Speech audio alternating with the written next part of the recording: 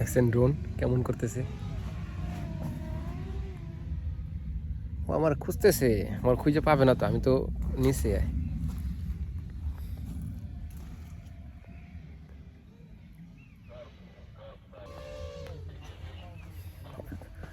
রাশিয়ার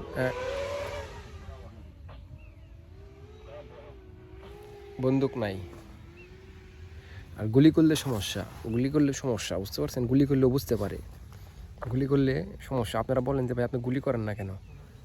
গুলি করলে সমস্যা, গুলি করলে বুঝতে পারে। যে মৃদুল ছেলেটা যে মারা গেল, ও কীভাবে মারা গেছে? ওর সাথে আরও দুজন ছিল, ওরা বাইসে আছে কিন্তু ও মারা গেছে। ও কী করছে? ওরা দুজনে জঙ্গলে পালাইছে, আর ও পাকনামি করে বাইরে যেয়ে গুলি করছে, বা ওই যেখানে দাঁড়াইছিল ওইখান থেকে গুলি করছে।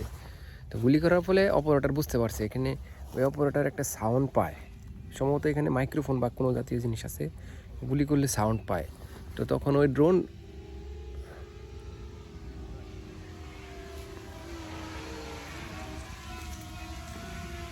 তখন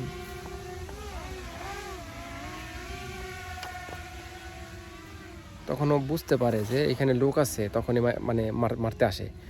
তো আসলে গুলি করা যাবে না সহজে, যখন কাছাকাছি চলে আসবো বাধ্য হইয়া তখন গুলি করতে হইব।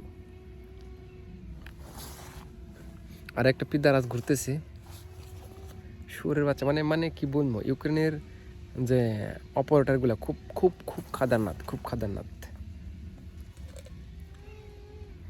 সাউন্ড পাইতেছেন কিনা জানি না, আমি তার দেখাইতে পারতেছি না ড্রোনটা। তো আসার আগে, আসার আগে চিন্তা ভাবনা করবেন। আমি বাইসে আছি দেখে যে আপনি বাইসে আসবেন তা না। অনেকেই প্রশ্ন করেন যে আপনি তো বাইসে আছেন, আমি যে হাসি মুখে ভিডিও করতেছি, বা আমি হাসি মুখে যে ভিডিও করি, এর পিছনেও কত যে দুঃখ কষ্ট আপনারা বইলা বোঝাইতে পারো না। চেহারার অবস্থা দেখছেন, না খাইয়া কত কি যন্ত্রণা। রাশিয়া আসার ক্ষেত্রে সাবধানতা অবলম্বন করেন, ভালো থাকেন, সুস্থ থাকেন। পিদারাস হয়তো বা চলে গেছে, আওয়াজ পাইতেছি না এখন আর। ভালো থাকবেন, সুস্থ থাকবেন। আবার আসছে, আবার আসছে, যাই হোক, ভালো থাকবেন, সুস্থ থাকবেন, আমার জন্য দোয়া করবেন। আল্লাহ হাফেজ।